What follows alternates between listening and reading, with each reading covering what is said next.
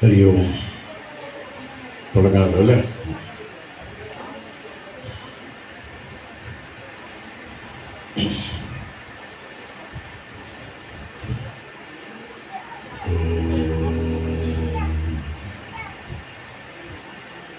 ശുക്ലാംബരധരം വിഷ്ണു ശശിവർണം ചതുർഭുജം പ്രസന്നവദനം ധ്യായേ സർവവിഘ്നോപശാന്തയേ.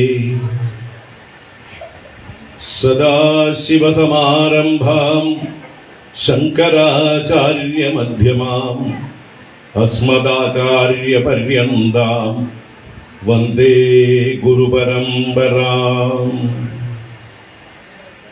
ശിവം ശിവകരം ശാന്തം ശിവാത്മാനം ശിവോത്തമം ശിവമാർഗപ്രണേതാരം പ്രണതോസ്മി സദാശിവം. സർവമംഗളമാംഗല്യേ ശിവേ സർവാർത്ഥസാധികേ ശരണ്യേ ത്രംബകേ ഗൗരി നാരായണി നമോസ്തുതേ.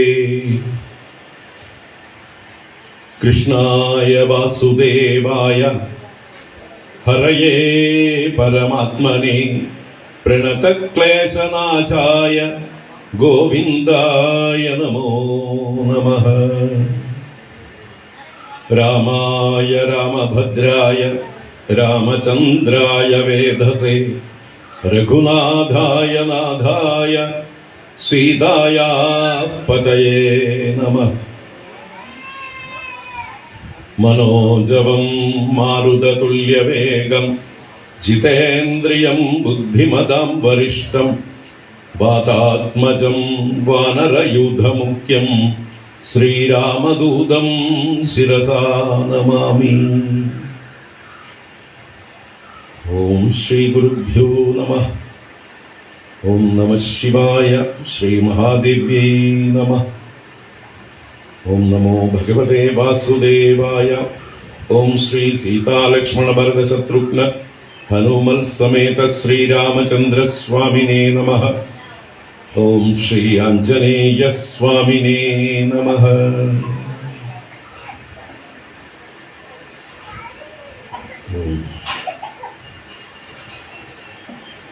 ഹരി ഓം. എല്ലാവർക്കും നമസ്കാരം. എല്ലാവർക്കും ശുഭസായാഹ്നം. രാമനവമി പ്രഭാഷണ പരമ്പരയിലേക്ക് ഏവർക്കും സുസ്വാഗതം.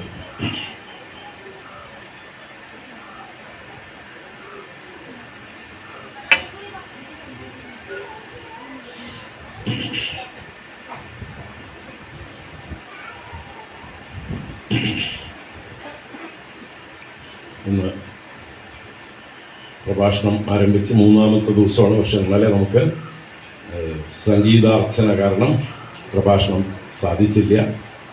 നമ്മൾ പുരുഷ സൂക്തം പാരായണം മാത്രം ചെയ്ത് മടങ്ങിപ്പോയി.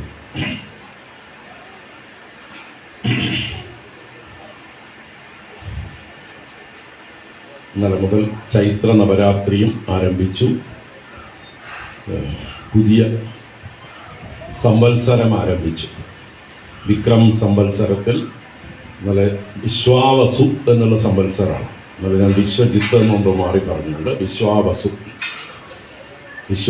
എന്ന സംവത്സരം ഇന്നലെ ആരംഭിച്ചു. ഇന്ന് 2-ാം ദിവസമാണ്, 2-ാം തീയതിയാണ്. എല്ലാവർക്കും നവവത്സര ചൈത്ര നവരാത്രി രാമനവമി ആശംസകൾ. നമ്മളിവിടെ ചർച്ച ചെയ്യുന്നതായിട്ടുള്ള വിഷയം പുരുഷ സൂക്തം. നമുക്ക് ഒന്നിച്ച് ചൊല്ലാം. നിങ്ങൾ ഒന്ന് കേട്ടിരുന്നാൽ മതി. നോക്കിയിട്ട് നിങ്ങൾക്കിപ്പോൾ അസ്വരമുള്ള പേപ്പേഴ്സ് കിട്ടി അല്ലേ? അപ്പം അതിൽ ചില അടയാളങ്ങൾ കാണാം. അതിൽ മുകളിൽ വര കൊടുത്തിരിക്കുന്നത് ഉദാത്തം എന്ന് പറയും. നമ്മൾ ആ അക്ഷരത്തിന്, ആ വരയുടെ താഴെയുള്ള അക്ഷരത്തിനൊരു ഊന്നൽ കൊടുക്കണം. ഉദ് എന്ന് പറഞ്ഞാൽ മുകളിൽ ഒന്നുച്ചത്തിൽ ശബ്ദം കൊടുക്കണം, അതായത് സ്ട്രെസ് കൊടുക്കണം. താഴെ അടിയിൽ ഇങ്ങനെ ഹൈഫൺ വരകൾ കൊടുത്തിട്ടുണ്ടാവും ഓരോ അക്ഷരങ്ങളുടെ. അത് അനുദാത്തം എന്ന് പറയും. അവിടെ എത്തുമ്പോൾ ആ അക്ഷരങ്ങളെ നമ്മൾ സ്ട്രെസ് കൊടുക്കാതെ വളരെ മൃദുവായിട്ട് ലൈറ്റായിട്ട് വായിക്കണം. പിന്നെ മുകളിൽ 2 വരകളുള്ള സ്ഥലങ്ങളുണ്ടാവും. അത് സ്വരിതം എന്ന് പറയും. അവിടെയാണ് നമ്മൾ ഒരു സ്വരം കൂടി കൂട്ടി നീട്ടി വലിക്കും. അത് നമ്മൾ ശ്രദ്ധിച്ചാൽ മതി. ഒന്നുകൂടെ ഒരു മാത്ര കൂടി കൂട്ടി വലിക്കുന്നതാണ് സ്വരിതം എന്ന് പറയുന്നതായിട്ടുള്ള മുകളിൽ 2 വര കൊടുക്കുന്നത്. പിന്നെ ഉള്ളത് പ്ലുതം എന്നുള്ളതാണ്. അതിലില്ല, പുരുഷ സൂക്തത്തിലെ പ്ലുതങ്ങൾ വരുന്നില്ല. ചില സന്ദർഭങ്ങളിൽ ചില വേദമന്ത്രങ്ങളിലൊക്കെ പ്ലുതം എന്ന് പറഞ്ഞിട്ട് അവിടെ ഒരു നീട്ടലാണ് ഉണ്ടാവുക. ഒരു 3 മാത്ര കൂട്ടിയിട്ട് ഒരു നീട്ടുന്ന ഭാഗങ്ങളുണ്ട് ചില വേദമന്ത്രങ്ങളിൽ. അതിപ്പോൾ ഋഗ്വേദത്തിലുണ്ട്, യജുർവേദത്തിലുണ്ട്, സാമവേദത്തിൽ പിന്നെ നീട്ടലാണ് കൂടുതൽ. അപ്പൊ സാമവേദത്തിൽ നീട്ടുന്നത് പോലെ ഋഗ് യജു മന്ത്രങ്ങളിലൊക്കെ നീട്ടുന്ന ഭാഗങ്ങളെ പ്ലുതം എന്ന് പറയും. നീട്ടി കുറച്ചുകൂടി ശ്രദ്ധിക്കുക. ഇവിടെ നമുക്ക് ആ അടയാളങ്ങളെ ഒന്ന് ശ്രദ്ധിക്കുക. പരമാവധി അതിനോട് നമുക്ക് അടുത്ത് നിൽക്കാൻ ശ്രമിക്കുക. അതാണ് ചൊല്ലുമ്പോൾ ചെയ്യേണ്ടത്. അത് പരിശീലനം കൊണ്ടേ അതിനൊരു സ്ഥിരത ഉണ്ടാവുള്ളൂ, ഫ്ലുവൻസി ഉണ്ടാവുള്ളൂ.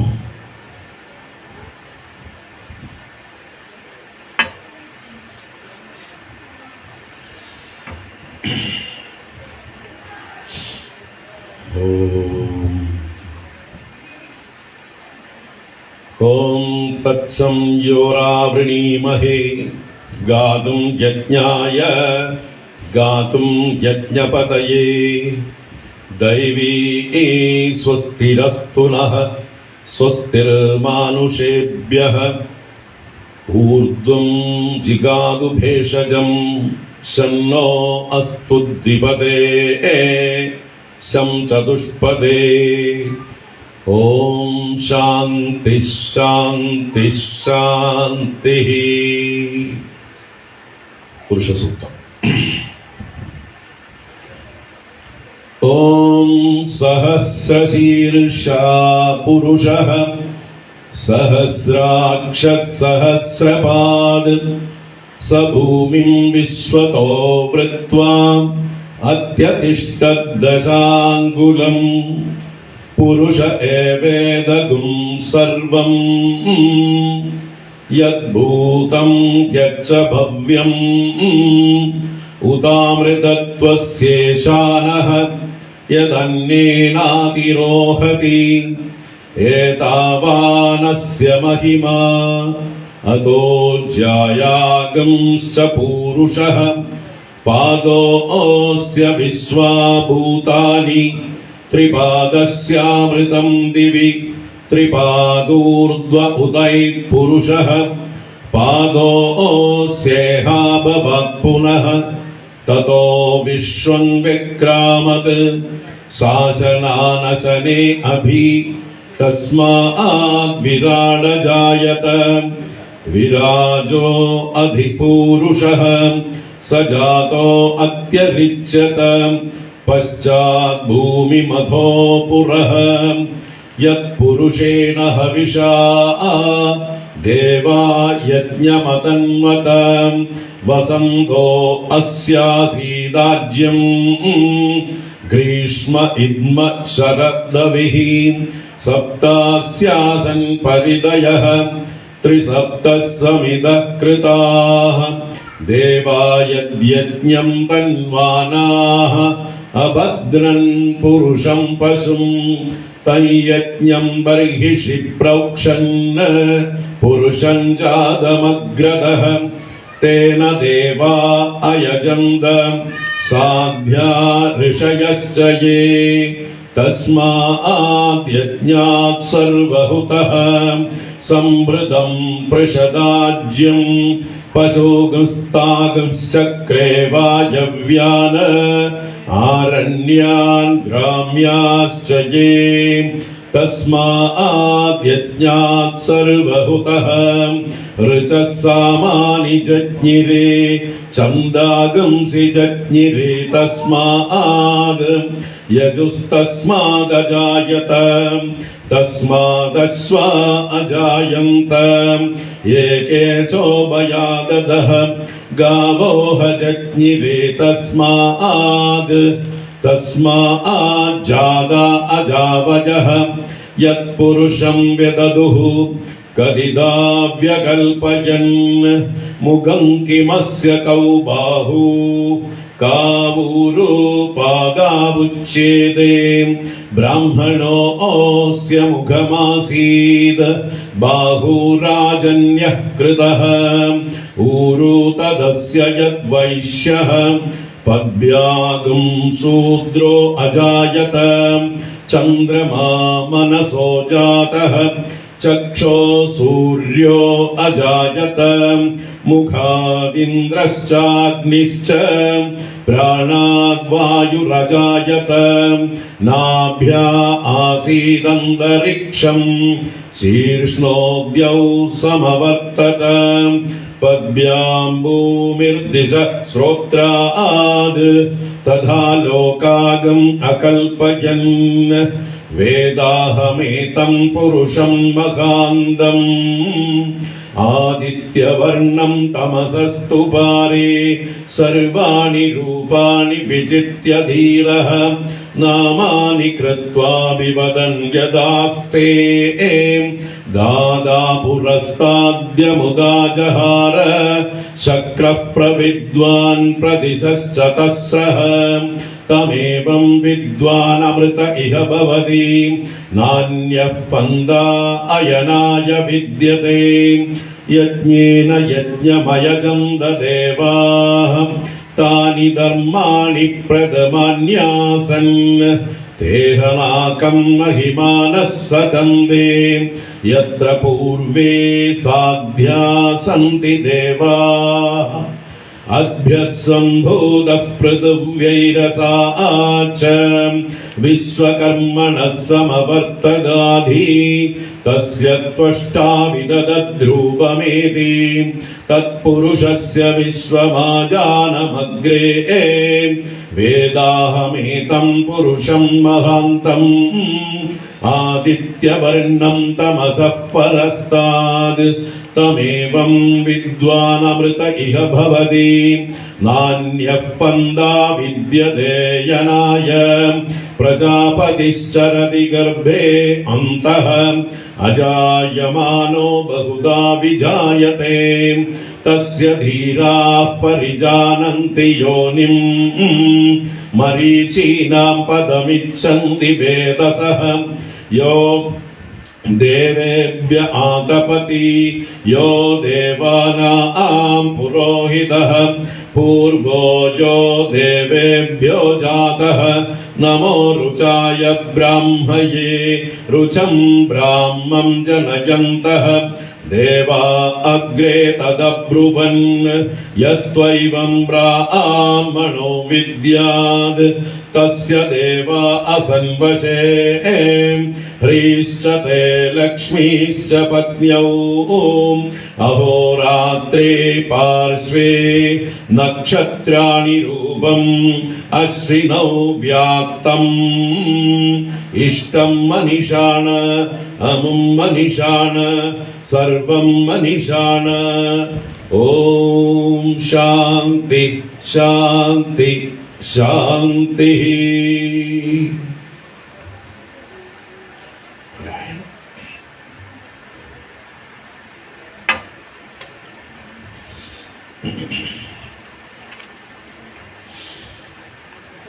കുറേ പേര് ഒന്നിച്ച് ചൊല്ലുമ്പോഴാണ് അതിൻ്റെ ഒരു സുഖം. ഒരേപോലെ പഠിച്ചവരെല്ലാവരും കൂടി ഒന്നിച്ച് ഒരു ഓർക്കസ്ട്ര ആയിട്ട് ചൊല്ലുമ്പോൾ നല്ല രസമായിരിക്കും കേൾക്കാൻ.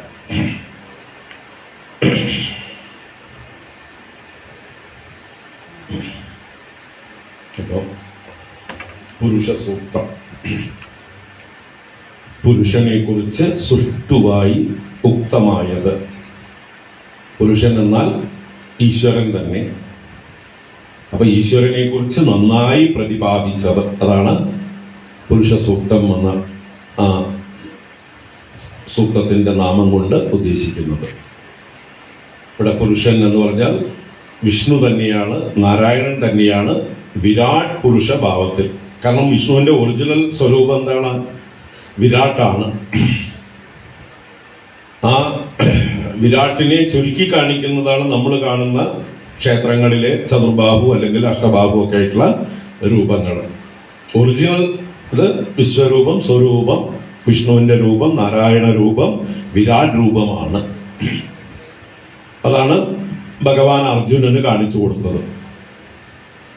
എൻ്റെ ആ ദിവ്യമായിട്ടുള്ള ശരിയായ എൻ്റെ രൂപം നീ കണ്ടോളൂ എന്നുള്ള അത് പറഞ്ഞുകൊണ്ട് ഭഗവാൻ കൃഷ്ണൻ വെറും പാർത്ഥസാരഥി രൂപത്തിലുണ്ടായിരുന്ന ആ ഭഗവാൻ തന്റെ യഥാർത്ഥ സ്വരൂപത്തെ അർജുനന് മുമ്പിൽ അനാവരണം ചെയ്തു. അതിന് അർജുനന് ദിവ്യം ദദാമിതേ ചക്ഷുഹു എന്ന് പറയുന്നുണ്ട്. നിനക്ക് ഞാൻ എന്റെ യഥാർത്ഥ ആ വലുപ്പത്തെ കാണാനായിക്കൊണ്ട് നിനക്ക് ദിവ്യമായിട്ടുള്ള ചക്ഷുസ് നൽകാം എന്ന് പറഞ്ഞാൽ എന്താണ്? ഇത് ഉൾക്കൊള്ളാനുള്ള പാകത വരണം, അല്ലേ? ഇത് ആ ഭഗവാന്റെ വിശ്വരൂപത്തെ കാണാനായിക്കൊണ്ട് ഒരു സാധാരണ ചക്ഷുസ് പോരാ. നമ്മുടെ ഇന്നത്തെ കാണുന്ന ഈ ലോകത്തെ കാണുന്നതായിട്ട് ചക്ഷുസ് പോരാ. അതിന് ഒരു ഉൾക്കണ്ണൊന്ന് തുറക്കാനുണ്ട്. ആ ഉൾക്കണ്ണ് തുറക്കലാണ് ദിവ്യമായിട്ടുള്ള ചക്ഷുസ്. യഥാർത്ഥമായിട്ടുള്ള രീതിയിൽ കാണാനുള്ള കഴിവ്, ആ പരമസത്യത്തെ കാണാനുള്ള കഴിവ്. ഇപ്പൊ നമ്മൾ കാണുന്നതെല്ലാം നമ്മുടെ എന്താ പറയുക, മായ കൊണ്ട് അല്ലെങ്കിൽ അവിദ്യ കൊണ്ട് പരിമിതമായിട്ടുള്ളൊരു ദൃഷ്ടി കൊണ്ടാണ്. ആ മായ നീങ്ങിയാൽ ദിവ്യതയായി. മായ എന്ന് പറഞ്ഞാൽ അജ്ഞാനമാണ്, അവിദ്യയാണ്. ആ അവിദ്യ നീങ്ങി യഥാർത്ഥ രീതിയിൽ കാണേണ്ടതിനെ കാണേണ്ടതുപോലെ കാണലാണ് ശരിയായ ദർശനം. അതാണ് ദിവ്യ ദർശനം. അപ്പൊ ആ ദിവ്യമായിട്ടുള്ള ചക്ഷുസ് നിനക്ക് തരാം, നീ എന്റെ യഥാർത്ഥ രൂപത്തെ കണ്ടോളൂ എന്ന് പറഞ്ഞ് ഭഗവാൻ തന്റെ ആ ഒരു വിശ്വരൂപത്തെ, വിരാട് രൂപത്തെ അർജുനന് കാണിച്ചു കൊടുത്തു. അതിന്റെ അർജുനൻ കണ്ടത് എന്താണോ അതിന്റെ ഒരു ചെറിയ സിംബോളിക് രൂപമാണ് വാസ്തവത്തിൽ നമ്മൾ കലണ്ടറുകളിലൊക്കെ കാണുന്നത്, അല്ലെ? വിശ്വരൂപ ദർശനം എന്ന് പറഞ്ഞിട്ട് ഒരു ഭഗവാന്റെ ആ ഒരു കൃഷ്ണന്റെ ശരീരം ഒരു കുതിര ഇതിന്റെ തേരിന്റെ അടുത്ത് നിൽക്കുന്നതായിട്ടും മുമ്പിൽ അർജുനൻ മുട്ടുകുത്തി നിന്ന് തൊഴുന്നതായിട്ടും ആ കൃഷ്ണ ശരീരത്തില് അങ്ങോട്ടും ഇങ്ങോട്ടും ഒക്കെ അനേക ശിരസ്സുകള്, അനേക കൈകള്, അനേക ആയുധങ്ങള് എല്ലാമായിട്ടുള്ള ഒരു ഭാവം കാണിച്ചു കൊടുക്കുന്നു. ഒരു ശരീരം, രണ്ട് കാല്, ആ ഒറ്റ ശരീരത്തിൽ അനേക ശിരസ്സുകളായിട്ട് കാണിച്ചു കൊടുക്കുന്നു. വാസ്തവത്തിൽ അതും ഒരു സിംബോളിക്കാണ് നമുക്ക് വേണ്ടി. കാരണം അത് വരയ്ക്കാൻ പറ്റുന്നതല്ല. വരയ്ക്കണമെങ്കിൽ എന്ത് വേണം? ഈ ലോകം മുഴുവൻ വരയ്ക്കണം. ഈ ലോകത്തെ മുഴുവൻ ഒരു ക്യാൻവാസിൽ നമുക്ക് ഉൾക്കൊള്ളാൻ പറ്റുമോ? ഏതെങ്കിലും ഒരു പ്രതലത്തില് ഈ ലോകത്തെ മുഴുവൻ ഉൾക്കൊണ്ട് കാണിക്കാൻ സാധ്യമല്ല. അപ്പൊ ഈ ലോകം തന്നെയാണ് ഭഗവാന്റെ സ്വരൂപം. ഈ ലോകത്തെല്ലായിടത്തും നിറഞ്ഞിരിക്കുന്നവനാണ് ഭഗവാൻ. ആ എല്ലായിടത്തും നിറഞ്ഞിരിക്കുന്ന, എല്ലാ ശരീരങ്ങളിലും കുടികൊള്ളുന്ന, എല്ലാ കണ്ണുകളിലൂടെയും കാണുന്ന, എല്ലാ കൈകളെ കൊണ്ടും പ്രവർത്തിക്കുന്ന, എല്ലാ പാദങ്ങളിലൂടെയും വ്യാപിച്ച് സഞ്ചരിക്കുന്ന, അങ്ങനെ എല്ലാ ദേഹങ്ങളിലും നിറഞ്ഞിരിക്കുന്ന, സർവത്ര നിറഞ്ഞിരിക്കുന്നതായിട്ടുള്ള ആ സർവരൂപം തന്നെയാണ് വിശ്വരൂപം. വിശ്വം എന്നുള്ള പദത്തിന്റെ മറ്റൊരർത്ഥമാണ് സർവം. സർവവും വിശ്വവും പര്യായ ശബ്ദങ്ങളാണ്. അപ്പൊ വിശ്വരൂപം വിശ്വരൂപം എന്ന് പറയുമ്പോൾ നമ്മൾക്ക് ഈ ചിത്രം നമ്മുടെ മനസ്സിൽ പതിഞ്ഞിരിക്കുന്നതുകൊണ്ട് അതാണ് വിശ്വരൂപം എന്ന് തോന്നിപ്പോകും. അപ്പൊ അതിനിപ്പോ നമുക്ക് സബ്സ്റ്റിറ്റ്യൂട്ട് ചെയ്യാം. ഒറിജിനൽ എന്ന് പറയാം സർവരൂപം. വിശ്വരൂപത്തിനെ നമുക്ക് മാറ്റി സർവരൂപം എന്ന് പറയാം. അപ്പൊ സർവരൂപവും ആരുടെ രൂപമാണ്? ഭഗവാന്റെ രൂപമാണ്. അപ്പോ ആ സർവരൂപത്തെയാണ് ഇവിടെ വർണ്ണിക്കാൻ ആരംഭിച്ചത്. ആദ്യത്തെ ശ്ലോകത്തില് വർണ്ണിക്കാൻ ആരംഭിച്ചു, ആദ്യത്തെ മന്ത്രത്തിൽ വർണ്ണിക്കാൻ ആരംഭിച്ചു. ഓം സഹസ്രശീർഷാ പുരുഷഃ സഹസ്രാക്ഷ സഹസ്രപാദ് സഭൂമിം വിശ്വതോ വൃത്വാ അത്യതിഷ്ഠദശാംഗുലം. ആ സഹസ്രശീർഷാ പുരുഷഃ, ഇവിടെ സഹസ്രത്തിന്റെ അർത്ഥം കഴിഞ്ഞ ക്ലാസ്സിൽ വിശദമായി പറഞ്ഞു. അനന്തം എന്നർത്ഥമാണ്. എല്ലാ സഹസ്ര ശബ്ദങ്ങൾക്കും ഇവിടെ അനന്തം അനന്തം അനന്തം എന്ന് അർത്ഥം കൊടുക്കണം, അല്ലാതെ കൃത്യം 1000 എന്നുള്ള അർത്ഥത്തിൽ അല്ല. അപ്പൊ അനന്തങ്ങളായ ശിരസ്സുകളോട് കൂടിയവനാണ് ഈ പുരുഷൻ. പുരുഷ ശബ്ദത്തിന് പൂർണ്ണൻ, പൂർണ്ണത്വാ പുരുഷ, എല്ലായിടത്തും നിറഞ്ഞിരിക്കുന്നവൻ, സ്വയം എല്ലാം കൊണ്ടും പൂർണ്ണനായിരിക്കുന്നവൻ, ഒരു കുറവും ഇല്ലാത്തവൻ പൂർണ്ണൻ. ഭഗവാനിൽ ഒരു കുറവും ഇല്ല. ഓമനി പൊട്ടന്റ് ആണ് ആള്. എല്ലാ പൊട്ടൻസിയും, എല്ലാ സാധ്യതകളും, എല്ലാ ശക്തികളും അവനിൽ അടങ്ങിയിരിക്കുന്നു. അതുകൊണ്ട് സർവശക്തൻ എന്ന് പറയുന്നത്. സർവശക്തൻ എന്ന് പറഞ്ഞാൽ എല്ലാ ശക്തികളും തന്നിൽ അടങ്ങിയിരിക്കുന്നവൻ. അപ്പൊ എന്തും ചെയ്യാനുള്ള സാമർഥ്യമുണ്ട്, എന്തും തന്നിൽ നിന്ന് സൃഷ്ടിക്കാനുള്ള, പ്രകടിപ്പിക്കാനുള്ള സാമർഥ്യമുണ്ട്, എന്തിനേയും സംരക്ഷിക്കാനുള്ള സാമർഥ്യമുണ്ട്, എന്തിനേയും ഇല്ലാതെയാക്കാൻ, വിലയം പ്രാപിക്കാൻ, സംഹരിക്കാനുള്ളതായിട്ടുള്ള സാമർഥ്യമുണ്ട്, ഏതിനെ വേണമെങ്കിൽ അനുഗ്രഹിക്കാനും മറയ്ക്കാനും എല്ലാ സാധ്യതകളും, എല്ലാ ശക്തിയും അടങ്ങിയിരിക്കുന്നു. അപ്പോ സൃഷ്ടി, സ്ഥിതി, സംഹാരം, തിരോധാനം, അനുഗ്രഹം എന്ന് പറയുന്ന 5 കർമ്മങ്ങൾ, അതിന്റെ മറ്റ് എന്താ പറയുക, കൂടുതൽ വിസ്താരമാണ് ലോകത്തിൽ ചെയ്യുന്ന എല്ലാ കർമ്മങ്ങളും. എല്ലാ കർമ്മങ്ങളെയും ചുരുക്കി പറഞ്ഞാല് വേണമെങ്കിൽ സൃഷ്ടി, സ്ഥിതി, സംഹാരം എന്നുള്ള 3-ൽ ഒതുക്കാം. ആ 3 കർമ്മങ്ങളിൽ ഒതുങ്ങുന്നതാണ് ഈ ലോകത്തിലെ സകല കർമ്മങ്ങളും. നമ്മളൊക്കെ ചെയ്യുന്ന ഏത് കർമ്മമാണെങ്കിലും ഇതിൽ ഏതിലെങ്കിലും ഒന്നിൽ പെടുത്താവുന്നതാണ്. അപ്പോ അങ്ങനെ എന്തിനേയും സൃഷ്ടിക്കാനും, എന്തിനേയും പരിപാലിക്കാനും, എന്തിനേയും സംഹരിക്കാനുമുള്ളതായിട്ടുള്ള ആ ശക്തിത്വമാണ് സർവശക്തിത്വം. അതിനാണ് ഓംനി പൊട്ടൻസി എന്ന് പറയുന്നത്. അത് ഭഗവാനിൽ അടങ്ങിയിരിക്കുന്നു. അപ്പോ അപുരുഷ ശബ്ദം കൊണ്ട് എല്ലാം കൊണ്ടും പൂർണ്ണൻ, ഒരു കുറവും ഇല്ലാത്തവൻ. ഭഗവാന് ഒന്നിലും ഒരു കുറവില്ല, അനന്തനുമാണ്. ആ അനന്തതയാണ് ഭഗവാന്റെ എന്താ പറയുക മഹത്വം എന്ന് പറയുന്നത്. അതൊക്കെ ഇനി വരാൻ ഓരോ മന്ത്രങ്ങളിലും പറയുന്നു. എല്ലാറ്റിലും സ്വയം വ്യാപിച്ച് പൂർണ്ണനായിരിക്കുന്നവൻ, വിശ്വം മുഴുവൻ നിറഞ്ഞിരിക്കുന്നവൻ. വിഷ്ണു എന്നുള്ള പദത്തിന് എന്താ അർത്ഥം? എല്ലായിടത്തും വ്യാപിച്ചിരിക്കുന്നവൻ. വിശതി, വ്യാപ്നോതി, അല്ലെങ്കിൽ വ്യവേഷ്ടി.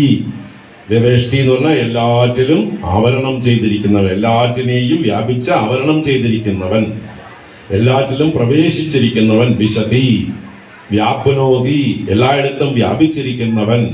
എല്ലാം പര്യായ ശബ്ദങ്ങളാണ്. അപ്പൊ വിഷ്ണു എന്ന് പറഞ്ഞാൽ എല്ലായിടത്തും നിറഞ്ഞിരിക്കുന്നവൻ. വിഷ്ണുവിന്റെ സഹസ്രനാമത്തിൽ ആദ്യത്തെ പേരെന്താണ്? വിശ്വം വിഷ്ണുർവഷക്കാരോ, അല്ലെ? ആദ്യത്തെ പേര് തന്നെ വിശ്വം. വിശ്വസ്മൈ നമഃ, വിശ്വസ്വരൂപനായ ഭഗവാന് നമസ്കാരം. വിശ്വസ്മൈ എന്ന് പറഞ്ഞാൽ സർവസ്മൈ, സർവസ്വരൂപനായ ഭഗവാന് നമസ്കാരം. ഈ ലോകത്തിൽ കാണുന്ന എല്ലാ പദാർത്ഥങ്ങളും വിഷ്ണുവിന്റെ രൂപങ്ങൾ തന്നെയാണ്, വിഷ്ണുവിന്റെ മാനിഫെസ്റ്റേഷൻ തന്നെയാണ്. വിഷ്ണുവിന്റെ സാന്നിധ്യമില്ലാത്ത, അനുഗ്രഹമില്ലാത്ത, അല്ലെങ്കിൽ വിഷ്ണു അല്ലാത്ത ഒരു വസ്തുവും ഈ ലോകത്തില് ഇല്ല. ഭാഗവതത്തിൽ നമ്മൾ ചതുശ്ലോകി ഭാഗവതം എന്നുള്ളൊരു ഭാഗത്ത് വിഷ്ണു തന്നെ സ്വയം ബ്രഹ്മാവിനോട് പറഞ്ഞു കൊടുക്കുന്നതാണല്ലോ അതിൽ ആദ്യത്തെ ശ്ലോകം എന്താണ്? അഹമേവാശ്രമേവാഗ്രേ നാന്യത് സദസത്പരം പശ്ചാദഹം യദേതച്ച് യോ വശിഷ്യേത സോസ്മ്യഹം. അഹമേവാശ്രമേവ അഗ്രേ, ഞാൻ മാത്രമേ മുമ്പേ ഉണ്ടായിരുന്നുള്ളൂ. ഈ സൃഷ്ടിയെല്ലാം കാണപ്പെടുന്നതിന് മുമ്പ്, ഇതെല്ലാം അവ്യക്തമായിരുന്ന സമയത്ത്, ഇതെല്ലാം ശൂന്യപ്രായമായിരുന്ന സമയത്ത്, ഒന്നുമില്ലായ്മ എന്നുള്ള അവസ്ഥ, പ്രളയം എന്നുള്ള അവസ്ഥ ഉണ്ടായിരുന്നു. ഈ ജഗത്തെല്ലാം ഇല്ലാത്തൊരവസ്ഥ മുമ്പ് ഉണ്ടായിരുന്നു. അതാണ് അഗ്രേ എന്ന് പറഞ്ഞാൽ. അഗ്രേ എന്ന് പറഞ്ഞാൽ മുമ്പേ, ഇൻ ദ വെരി ബിഗിനിങ്. ഈ സൃഷ്ടി ആരംഭിക്കുന്നതിന് മുമ്പ് ആരേ ഉണ്ടായിരുന്നുള്ളൂ? അഹം ഏവ ആസം ഏവ, ഞാൻ മാത്രമേ ഉണ്ടായിരുന്നുള്ളൂ തന്നെ. ആരാ? അപ്പൊ ഭഗവാൻ ഏത് രൂപത്തിലായിരുന്നിരുന്നത്? അപ്പൊ ഭഗവാൻ ആ ശക്തിയായിട്ട്, ചൈതന്യമായിട്ട്, രൂപങ്ങളൊന്നും ഇല്ലാത്ത ഭാവമാണ്, ആ പരബ്രഹ്മമായിട്ട്, ഒന്നും വ്യക്തമായിട്ട് പ്രകടിപ്പിക്കാത്ത തന്റെ ആ ശക്തി സ്വരൂപമായിട്ട് ചൈതന്യഭാവത്തിൽ ഉണ്ട്. എന്നാൽ ഇല്ലാന്നല്ല, സൂക്ഷ്മമായിട്ട് ഉണ്ടായിരുന്നു. അത് അങ്ങനെയുള്ള ആ ഈശ്വരഭാവത്തെ കുറിച്ച് നമുക്ക് ബുദ്ധി കൊണ്ട് ചിന്തിക്കാനോ മനസ്സുകൊണ്ട് ഭാവന ചെയ്യാനോ കണ്ണുകൊണ്ട് കാണാനോ നാവ് കൊണ്ട് പറയാനോ ഒന്നും സാധ്യമല്ല. എന്തായിരുന്നു അപ്പോഴത്തെ ഭാവം എന്ന് പറയാൻ പറ്റില്ല എന്നുള്ളത് എല്ലാ വേദങ്ങളും പുരാണ ഇതിഹാസങ്ങളും ഒക്കെ പറഞ്ഞു തരുന്നുണ്ട്. അങ്ങനെയുള്ള അനിർവചനീയമായിട്ടുള്ള ഒരു ഭാവം അത് പക്ഷെ ഉണ്ടായിരുന്നു. അഹമേവ ആസം ഏവ, ആ ആസം ഏവ എന്ന് ഉറപ്പിക്കുന്നത് ഭഗവാൻ ഉണ്ടായിരുന്നു തന്നെ. ആരൊക്കെ ഉണ്ടായിരുന്നു? അങ്ങേക്ക് കൂട്ടായിട്ട് ആരെങ്കിലും ഉണ്ടായിരുന്നോ ചോദിച്ചാൽ ഇല്ല എന്ന് ഉറപ്പിക്കാനാണ് ഞാൻ മാത്രമേ എന്ന് അഹം ഏവ എന്ന് ആദ്യം ഉറപ്പിച്ചത്. അഹം ഏവ, ഞാൻ മാത്രം, ആസം ഏവ, ഉണ്ടായിരുന്നു. രണ്ട് ഏവയാണ് അവിടെ പ്രയോഗിച്ചത്. അപ്പൊ രണ്ടും എന്തിനെ ഉറപ്പിക്കാൻ വേണ്ടിയിട്ട്? ഞാൻ മാത്രം ഉണ്ടായിരുന്നു തന്നെ. എപ്പോൾ? ഒന്നുമില്ലാത്ത സൃഷ്ടിയെല്ലാം ഉണ്ടായി വരുന്നതിന് മുമ്പ് ആ എന്നിൽ നിന്നാണ് ഈ കാണുന്നതെല്ലാം ഉണ്ടായത്. അതാണ് പശ്ചാദഹം യദേതച്ച. പശ്ചാത് പിന്നീട് ഏതത് ഈ കാണുന്നതെല്ലാം അഹം, ഞാൻ തന്നെയാണ് ഈ പലതായി തീർന്നിരിക്കുന്നത്. ഞാൻ സങ്കല്പിച്ചു ഞാൻ തന്നെ പലതായി തീരട്ടെ എന്ന്. അങ്ങനെ എന്നിൽ നിന്ന് ഞാൻ തന്നെ എന്നെ തന്നെ പലതാക്കി പ്രകാശിപ്പിച്ചതാണ് ഈ കാണുന്ന ചരാചരാത്മകമായിട്ടുള്ള വിശ്വം. നാന്യത് സദസത് പരം, എന്നിൽ നിന്ന് സത്തോ അസത്തോ പരമോ ആയിട്ട് അന്യത് സ്ഥൂലം സൂക്ഷ്മം കാരണം എന്നാണ് സത്ത് അസത്ത് പരം എന്നുകൊണ്ട് ഉദ്ദേശിച്ചത്. അപ്പൊ സ്ഥൂലവും സൂക്ഷ്മവും കാരണവുമായിട്ട് എന്നിൽ നിന്ന് അന്യമായിട്ട് മറ്റൊന്നും ഉണ്ടായിരുന്നില്ല. അപ്പൊ തന്നെയാണ് ഞാൻ തന്നെയാണ് എല്ലാമായി, സ്ഥൂലമായും സൂക്ഷ്മമായും കാരണമായും ഉള്ളതെല്ലാം ഞാൻ തന്നെയാണ്. ഇനി ഇതെല്ലാം ഇല്ലാതാവുന്ന ഒരവസ്ഥ വരും, പ്രളയം. ഇനിയൊരു പ്രളയം വന്നാല് എല്ലാം ഇല്ലാതെയാവും. അപ്പൊ എല്ലാം ഇല്ലാതായാലും ആര് ശേഷിക്കും? ഈ കാരണഭൂതനായ ഞാൻ ബാക്കിയുണ്ടാവും.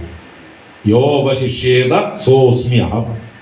യോ അവശിഷ്യേത, എന്ത് ശേഷിക്കുമോ? എല്ലാം ഇല്ലാതായാലും എന്ത് ശേഷിക്കുമോ? അപ്പൊ ഞാൻ തന്നെ, ഞാൻ മാത്രം ശേഷിക്കും എന്റെ പൂർവ്വരൂപത്തിൽ. ഇപ്പൊ ഈ സൃഷ്ടി ജഗത്ത് ഉള്ളപ്പോ ഈ ജഗത്തിന്റെ രൂപത്തിലും ഞാൻ തന്നെയാണ് കാണപ്പെടുന്നത്.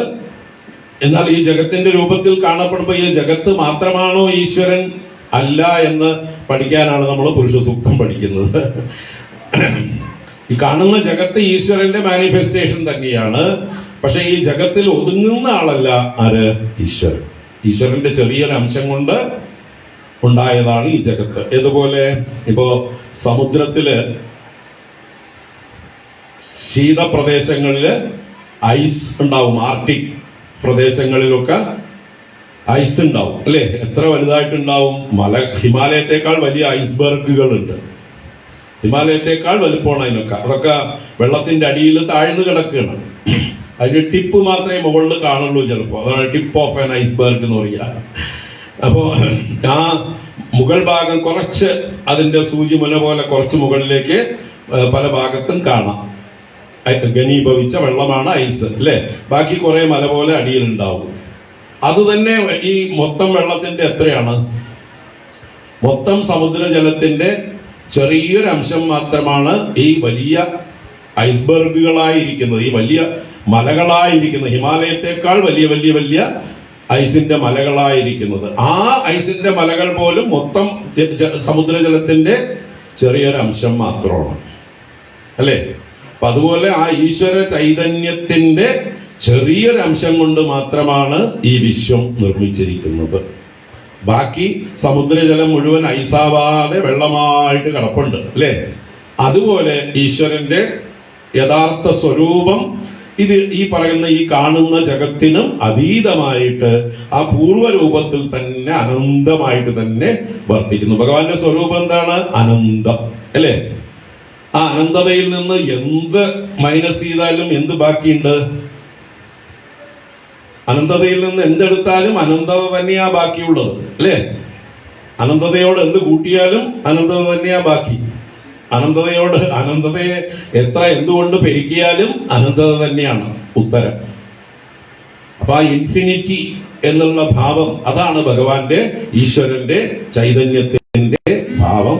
അത് അത് എത്രയായെന്ന് പറയാനൊന്നും പറ്റില്ല, അളക്കാനൊന്നും പറ്റില്ല. ഈ ജഗത്തിനെ മുഴുവൻ നിങ്ങൾ അളന്നു തീർന്നിട്ട് ഇതിന്റെ ഇത്ര ഇരട്ടിയാണ് ഈശ്വരൻ എന്ന് പറയാനൊന്നും ഈ ജഗത്തിനെ തന്നെ നമുക്ക് അളക്കാൻ പറ്റില്ല, അല്ലേ? ഈ ജഗത്ത് എവിടെയൊക്കെ എങ്ങനെയൊക്കെ ഏതൊക്കെ രൂപത്തിൽ വ്യാപിച്ചിരിക്കണു എന്നുള്ളത് ഇപ്പോഴും അന്വേഷിച്ചു കൊണ്ടേയിരിക്കണം. അനന്തമജ്ഞാതം അവർണ്ണനീയം ഈ ലോകഗോളം തിരിയുന്ന മാർഗം അതിങ്ങലെങ്ങാണ്ടൊരിടത്തിരുന്നു നോക്കുന്ന മാർഗം.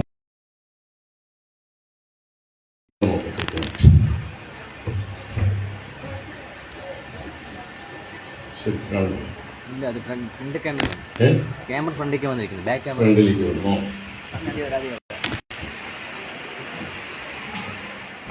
ക്യാമറ ഫ്രണ്ടാക്കി ബാക്ക് ക്യാമറ ആക്കണം.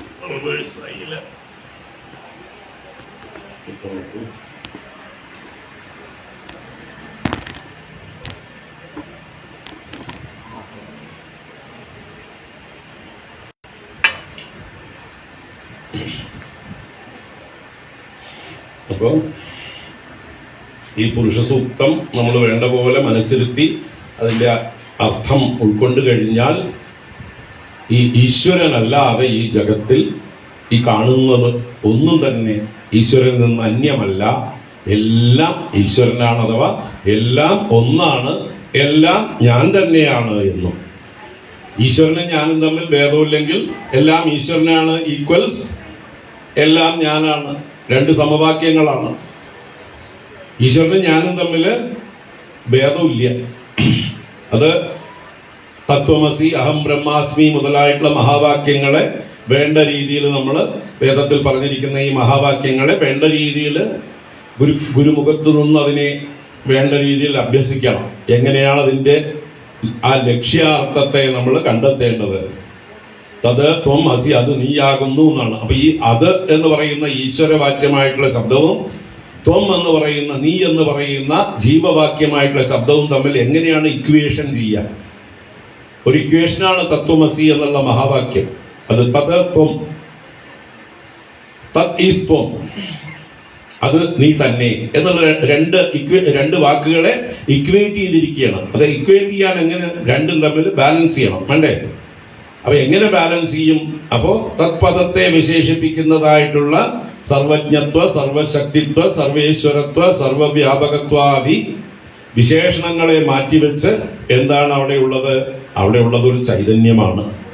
ആ ചൈതന്യത്തിൽ നമ്മൾ ഈ സർവജ്ഞത്വാദി വിശേഷങ്ങൾ ചാർത്തി കൊടുക്കുമ്പോഴാണ് ഈശ്വരൻ എന്ന് വിളിക്കുന്നത്. അതേ ചൈതന്യം തെറ്റിദ്ധരിക്കപ്പെട്ട് ഈ ശരീരത്തിലുള്ള ജീവനായി ഞാൻ ഈ ശരീരത്തിലുള്ള ജീവനാണ് എന്ന് അഭിമാനിക്കുമ്പോൾ നമുക്ക് എന്ത് വന്നു ചേരുന്നു? അല്പജ്ഞത്വ, അല്പവ്യാപകത്വ, അല്പശക്തിത്വാദി ദോഷങ്ങൾ വന്നു ചേരുന്നു. അത് ദോഷം വന്നു ചേർന്നത് എന്തുകൊണ്ട്? ഈ ഉപാധികളുമായിട്ട് നമ്മൾ താതാത്മ്യം പ്രാപിച്ചതുകൊണ്ടാണ്. അപ്പൊ ഈ ഉപാധികളിൽ നിന്ന് വിലക്ഷണനാണ് നീ. ഈ ഉപാധികളെയൊക്കെ നീ അഴിച്ചു കളയുക, അതിനോടുള്ള താതാത്മ്യത്തെ നീ മാറ്റിക്കളയുക. എന്നിട്ട് നീ ആരാണെന്ന് ചിന്തിക്കുക. നിന്റെ യഥാർത്ഥ സ്വരൂപം അത് സച്ചിദാനന്ദം ബ്രഹ്മ. അപ്പൊ എന്നെ ഞാനാക്കുന്നത് സച്ചിദാനന്ദ ബ്രഹ്മ, ഈശ്വരനെ ഈശ്വരനാക്കുന്നതും അഥവാ ബ്രഹ്മത്തെ ബ്രഹ്മമാക്കുന്നതും സച്ചിദാനന്ദം ബ്രഹ്മ. അപ്പൊ രണ്ടിലും ഉള്ളത് ഒരേ ചൈതന്യം തന്നെയാണ്. രണ്ടില്ല വാസ്തവത്തില്, അത് ഈ രൂപത്തിലും ഇരിക്കുന്നു. അപ്പൊ ഞാൻ ആരുമായിട്ടാണ് ഐഡന്റിഫൈ ചെയ്യേണ്ടത്? ഞാൻ ഈ ലിമിറ്റഡ് ആയിട്ടുള്ള അസത്തായിട്ടുള്ള നശിക്കുന്നതായിട്ട് ശരീരവുമായിട്ടല്ല എന്നെ കണക്ട് ചെയ്യേണ്ടത്. ഞാൻ കണക്ട് ചെയ്യേണ്ടത് എന്റെ യഥാർത്ഥ സോഴ്സുമായിട്ടാണ്. ഞാൻ എവിടെ നിന്നുണ്ടായി എന്നുള്ളത്. അപ്പൊ അതാണ് ബാലൻസ് ആവുക.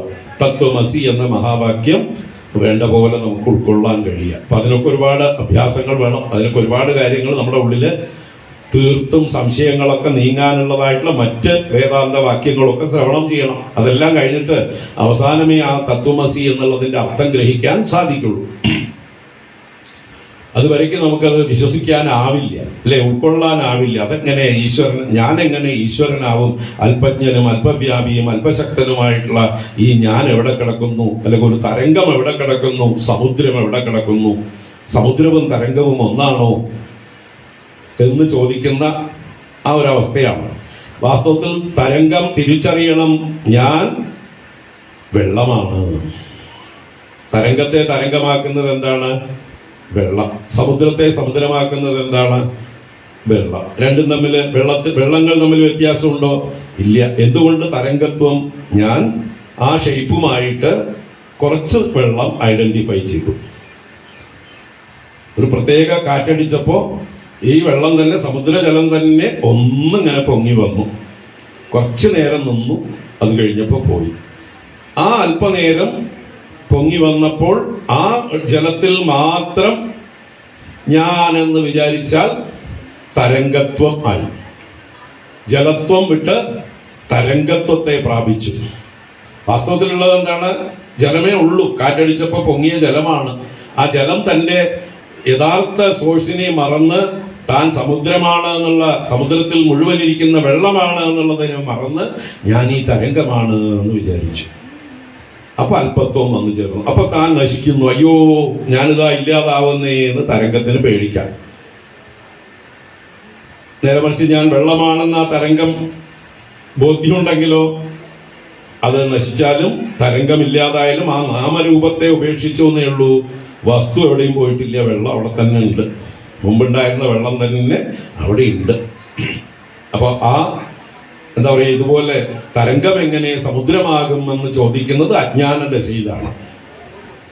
വെള്ളം എങ്ങനെ വെള്ളമാകുന്നു ആരും ചോദിക്കില്ലല്ലോ. തരംഗത്തെ തരംഗമാക്കിയ വെള്ളവും സമുദ്രത്തെ സമുദ്രമാക്കിയ വെള്ളവും ഒരേ വെള്ളം തന്നെയാണ്. രണ്ടും ഒരു തന്നെയാണ്. ആ സമുദ്രത്തിൽ നിന്ന് വേറെയാണ് എന്ന് തോന്നിയതാണ് തരംഗം, വേറെയല്ല. സമുദ്രത്തിൽ നിന്ന് വേറിട്ട് തരംഗത്തിന് നിൽക്കാൻ പറ്റുമോ? സമുദ്രമില്ലാതെ തരംഗമുണ്ടോ? അതുപോലെ ആ പ്രപഞ്ചത്തെ മുഴുവൻ നിലനിർത്തുന്നതായിട്ടുള്ള ആ ചൈതന്യത്തിൽ നിന്ന് വേറിട്ട് നമുക്കൊരു നിലനിൽപ്പില്ല. നമ്മൾ അത് തന്നെയാണ്. സമുദ്രവും തരംഗവും ഒന്നായിരിക്കും പോലെ ആ ജീവനും ഈശ്വരനും, ജീവനായ ഞാനും ഈശ്വരനും വാസ്തവത്തിൽ തത്വത്തിൽ ഒന്ന് തന്നെയാണ്. രണ്ടിന്റെയും സ്വരൂപം സച്ചിദാനന്ദം. ഇത് സാക്ഷാത്കരിക്കുകയാണ് നമ്മൾ ഈ വേദങ്ങളും വേദാന്തവും ഒക്കെ പഠിച്ച് ചെയ്യേണ്ടത്. ഇതാണ് അതിന്റെ ലക്ഷ്യം. ഈ ഒരു അറിവാണ് നമ്മളെ ആ അദ്വൈത ബോധത്തിൽ ശോകമോഹങ്ങളില്ലാത്ത അവസ്ഥയിൽ ഇരുത്തുന്നത്. അതാണ് തസ്യകോ മോഹ കശോക ഏകത്വം അനുപശ്യത എന്ന് ഉപനിഷത്ത് ചോദിക്കുന്നത്. തസ്യ അവന് ഏകത്വം അനുപശ്യത, എല്ലായിടത്തും ഏകത്വത്തെ ദർശിക്കുന്നവന്. കോ മോഹ കശോക, എവിടുന്ന് മോഹം എവിടുന്ന് ശോകം. മോഹം എന്ന് പറഞ്ഞാൽ അറിവില്ലായ്മ, തെറ്റിദ്ധാരണകൾ എന്നാണ്. ഊഹമില്ലായ്മയാണ് മോഹം. മാ ഊഹം മോഹം. അപ്പൊ തെറ്റിദ്ധാരണ കൊണ്ടാണ് ഞാൻ ശരീരമാണെന്ന് കരുതുന്നത്. ഈ ലോകമെല്ലാം എന്നിൽ നിന്ന് വേറെയാണ്, ഓരോന്നും വേറെ വേറെയാണെന്ന് നമ്മൾ ഭേദഭാവന നമ്മുടെ ഉള്ളിൽ ഉണ്ടാവുന്നതാണ് മോഹം. ദ്വൈതഭാവം അഥവാ ഭേദഭാവം ഉണ്ടാകുന്നത് നമ്മുടെ അറിവില്ലായ്മ കൊണ്ട്, നമ്മൾ വേണ്ട പോലെ വിചാരം ചെയ്യാത്തത് കൊണ്ട്, വിവേകമില്ലായ്മ കൊണ്ട്. അതാണ് മോഹം എന്ന് പറയുന്നത്. ആ മോഹമുള്ളവർക്കൊക്കെ എന്തുണ്ട്? ശോകം ഉണ്ട്. എന്താ വെച്ചാൽ മോഹം കൊണ്ട് എന്തുണ്ടാവുന്നു? പരിമിതി ഉണ്ടാവുന്നു. തെറ്റിദ്ധാരണ കൊണ്ട് ഞാൻ പരിമിതനാണ്, ഞാൻ കാലത്തിലും ദേശത്തിലും വസ്തു കൊണ്ടും പരിമിതനാണ്, ഞാൻ ഇന്ന കാലത്ത് ജനിച്ചവൻ, ഇന്ന കാലത്ത് മരിക്കാൻ പോകുന്നവൻ, അതുപോലെ ഞാൻ ഇന്ന ദേശത്ത് മാത്രമേ ഉള്ളൂ, ഇപ്പൊ ഞാൻ ഇവിടെ മാത്രമേ ഉള്ളൂ, എനിക്ക് എല്ലായിടത്തും ഉണ്ടായിരുന്നെങ്കിൽ എത്ര നന്നായിരുന്നു, ഞാനിപ്പോ ഒരു മനുഷ്യ ശരീരം മാത്രമാണ്, അതും ഒരു പുരുഷ ശരീരം മാത്രമാണ്, ഞാൻ എന്താ പറയുക, ഒരു മൃഗമല്ല, ഒരു ആനയല്ല, കുതിരയല്ല, പക്ഷിയല്ല, മത്സ്യമല്ല, അതിന്റെയൊക്കെ പരിമിതികൾ എനിക്കുണ്ട് എന്ന് തോന്നുകയാണ്. അപ്പൊ ഭേദഭാവന, ഞാൻ എന്നെ ഈ ശരീരവുമായി പരിമിതപ്പെടുത്തിയതാണ് എന്റെ ദുഃഖങ്ങൾക്കൊക്കെ കാരണം. പരിമിതിയാണ് ദുഃഖം. ദുഃഖം എന്നുള്ള വാക്കിന്റെ അർത്ഥം തന്നെ പരിമിതി എന്നാണ്. ദുഷ്ടുവായ ദുഃഖം, സ്പേസിൽ നിങ്ങൾ നിങ്ങളെ പരിമിതപ്പെടുത്തുന്നു, അതുകൊണ്ടാണ് നിങ്ങൾക്ക് ദുഃഖം എന്നർത്ഥം. ഇതൊക്കെ എത്രയോ നമ്മളിവിടെ ചർച്ച ചെയ്തിട്ടുള്ള കാര്യങ്ങളാണ്. അപ്പൊ ഈ അറിവാണ് ഈ പുരുഷ സൂക്തത്തിൽ നിന്നുണ്ടാവുന്നത്. ഈ അറിവ് നേടിയ ഒരാള് ഈ ലോകത്തില് തന്നിൽ നിന്ന് അന്യമായിട്ട് ഒന്നിനെയും കാണുന്നില്ല. സർവഭൂതേഷു യഃ പശ്യേത് ഭഗവത് ഭാവം ആത്മനഃ, എല്ലാ ചരാചരങ്ങളിലും ഈശ്വരഭാവത്തെയും ആത്മനഃ തന്റെ ഭാവത്തെയും തന്നെയും കാണുന്നു. അങ്ങനെയുള്ള ഒരാൾക്ക് ഈ ലോകത്തിൽ ആരോടെങ്കിലും മത്സരബുദ്ധി ഉണ്ടാവോ? ആരെങ്കിലും ശത്രുവായി കാണുമോ? ആരെങ്കിലും നശിപ്പിക്കണമെന്ന് തോന്നുമോ? എല്ലാം താൻ തന്നെയാണ്, എല്ലാം ഒരേ ചൈതന്യമാണ്, എല്ലാം ഈശ്വരനാണ്. ഈശാവാസ്യമിതം സർവം യത്കിഞ്ച ജഗത്യാം ജഗത് എന്നുള്ള ബോധം ആർക്ക് ഉറയ്ക്കുന്നുവോ അവൻ ഈ ലോകത്തിൽ ഒന്നിനോടും ഭേദബുദ്ധിയോടെ, മത്സരബുദ്ധിയോടെ, ശത്രുബുദ്ധിയോടെ പെരുമാറാനാവില്ല. അതാണ് സനാതന ധർമ്മത്തിന്റെ ഏറ്റവും പരമമായിട്ടുള്ള തത്വം, ജ്ഞാനം. ഈ ജ്ഞാനം നേടുകയാണ് നമ്മളെല്ലാവരും നമ്മുടെ ജീവിതത്തെ പൂർണ്ണമാക്കാൻ, ധന്യമാക്കാൻ ചെയ്യേണ്ടത്. ആ അറിവോടുകൂടെ നമ്മൾ ഈ ലോകത്തിൽ ജീവിക്കുമ്പോൾ നമ്മളൊന്നും തമ്മിൽ ഒരു മത്സരവും ഇല്ല. നമ്മളെല്ലാം ഒരേ വസ്തുവിന്റെ വിവിധ മാനിഫെസ്റ്റേഷനാണ്. അതാണ് ഇവിടെ സഹസ്രശീർഷ പുരുഷ. എന്റെ ശിരസ്സും നിങ്ങളുടെ ശിരസ്സും, ഒരു പട്ടിയുടെ ശിരസ്സും പൂച്ചയുടെ ശിരസ്സും പശുവിന്റെ ശിരസ്സും ഒരു പുലിയുടെ ശിരസ്സും, എല്ലാ ശിരസ്സും ആരുടെ ശിരസ്സാണ്? ഈശ്വരന്റെ ശിരസ്സാണ്. എല്ലാ കണ്ണുകളും എല്ലാ ഇന്ദ്രിയങ്ങളും ആരുടേതാണ്? ഈശ്വരന്റേതാണ്. എല്ലാ പാദങ്ങളും ആരുടേതാണ്? ഈശ്വരന്റേതാണ്. അപ്പൊ ഏത് പാദം കണ്ടാലും ഈശ്വരനെ കണ്ട് നമസ്കരിക്കാനാവും നമുക്ക്. മനസ്സുകൊണ്ട് ഏത് പാദത്തെയും നമസ്കരിക്കാം. കാരണം എന്റെ മുമ്പിലേക്ക് വരുന്നതൊക്കെ ഈശ്വരനാണ്. നമസ്തേ, നിനക്ക് നമസ്കാരം. നിന്റെ ഉള്ളിലിരിക്കുന്ന, നിന്നെ നീയാക്കിയിരിക്കുന്ന ആ ഈശ്വരന് നമസ്കാരം. ഇതാണ് നമ്മുടെ സനാതന ധർമ്മത്തിന്റെ ഏറ്റവും അടിസ്ഥാനമായിട്ടുള്ള തത്വം. അതാണ് ഈ ഒന്നാമത്തെ മന്ത്രത്തിൽ പറഞ്ഞത്. സഹസ്രശീർഷ പുരുഷ സഹസ്രാക്ഷ സഹസ്രപാദ് സ ഭൂമിം വിശ്വതോ വൃത്വാ. സഹ ആ പുരുഷ ഭൂമിയിൽ വിശ്വതഃ വൃത്വ, വിശ്വതഃ സർവതഃ എല്ലാ ഭാഗത്തും വൃത്വ ആവരണം ചെയ്തിട്ട്, വ്യാപിച്ചിട്ട്, വർദ്ധിച്ചിട്ട് നമുക്ക് അർത്ഥം. എല്ലായിടത്തും നിറഞ്ഞ് അത്യതിഷ്ഠ ദശാങ്കുലം. ദശാങ്കുലം അത്യതിഷ്ഠത്, 10 അങ്കുലം അതിക്രമിച്ച് നിൽക്കുന്നു. ഇവിടെ 10 അങ്കുലം എന്നുള്ളത് ഒരു കൃത്യമായിട്ടുള്ള കണക്കല്ല, അനന്തതയുടെ കണക്കാണ്. ഈ കാണപ്പെടുന്നതായിട്ടുള്ള സ്ഥൂല പ്രപഞ്ചത്തെ അതിക്രമിച്ചു നിൽക്കുന്നു ഈശ്വരന്റെ യഥാർത്ഥ ഭാവം, യഥാർത്ഥ സ്വരൂപം. മുമ്പേ പറഞ്ഞ വെറും ഐസ്ബർഗുകൾ മാത്രമല്ല സമുദ്രം. ആണോ? സമുദ്രത്തിലെ ആർട്ടിക് പ്രദേശങ്ങളിൽ മാത്രമുള്ള വെള്ളം ഘനീഭവിച്ച്, അവിടുത്തെ കാലാവസ്ഥ കൊണ്ട്, തണുപ്പ് കൊണ്ട് ഘനീഭവിച്ച് കുറച്ച് വെള്ളം ഐസായിട്ടുണ്ട്.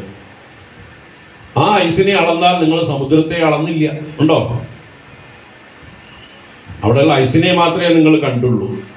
ആ കണ്ടതുകൊണ്ട് നിങ്ങൾ മുഴുവൻ സമുദ്രത്തിന്റെയും വലിപ്പം എത്രയാണെന്ന് അറിഞ്ഞില്ല. അത് അളക്കാൻ സാധിക്കില്ല.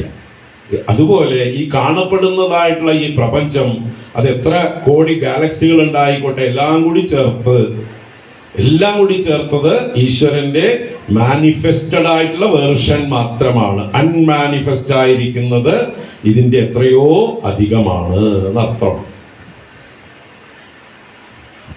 മാനിഫെസ്റ്റഡ് ആയിട്ടുള്ള ഈശ്വരന്റെ ഭാവത്തെയാണ് ഈ സ്ഥൂല പ്രപഞ്ചം എന്ന് പറയുന്നത്. ഈ കാണപ്പെടുന്നതായിട്ടുള്ള സ്ഥൂല പ്രപഞ്ചം.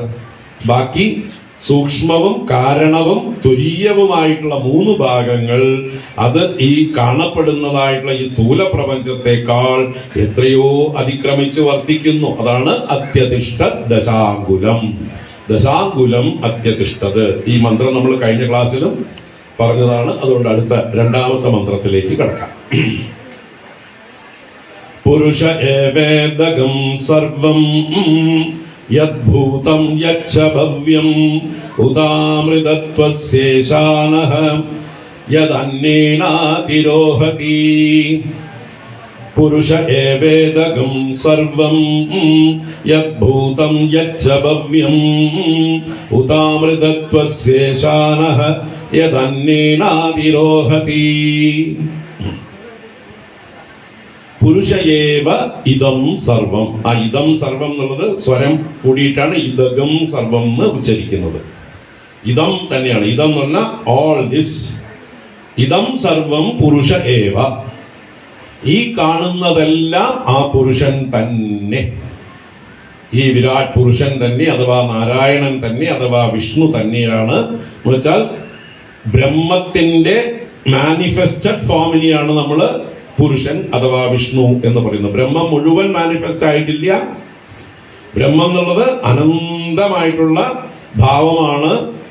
അതിന്റെ മാനിഫെസ്റ്റഡ് ആയിട്ടുള്ള ഭാവമാണ് ഈ കാണപ്പെടുന്ന സ്ഥൂല പ്രപഞ്ചം. അതിനെയാണ് വിരാട് എന്ന് പറയുന്നത്, വിരാട് പുരുഷൻ എന്ന് പറയുന്നത്. അപ്പൊ ഈ കാണുന്നതെല്ലാം ആ പുരുഷൻ തന്നെയാണ്, ഈശ്വരന്റെ മാനിഫെസ്റ്റഡ് ആയിട്ടുള്ള ഭാവമാണ്. ഈശ്വരൻ തന്നെയാണ് ഈ കാണപ്പെടുന്നത്. പുരുഷയേവ ഇതം സർവം യത് ഭൂതം യച്ഛ ഭവ്യം. യത് ഭൂതം എന്ന് പറഞ്ഞാൽ എന്തെല്ലാം മുമ്പ് ഉണ്ടായിരുന്നുവോ, ഭൂതമായിരുന്നത് മുമ്പുണ്ടായിരുന്നത് പാസ്റ്റ്. ഭവ്യം എന്ന് പറഞ്ഞാൽ ഫ്യൂച്ചർ, ഭവിക്കാനുള്ളത്.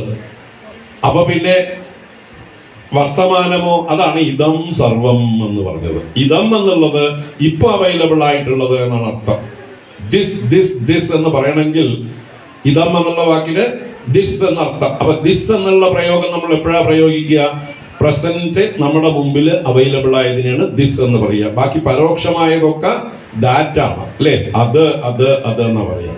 ഇത് എന്ന് പറയണമെങ്കിൽ ഇപ്പൊ അവൈലബിൾ ആയിരിക്കണം, നമ്മുടെ മുമ്പിൽ അവൈലബിൾ ആണ്.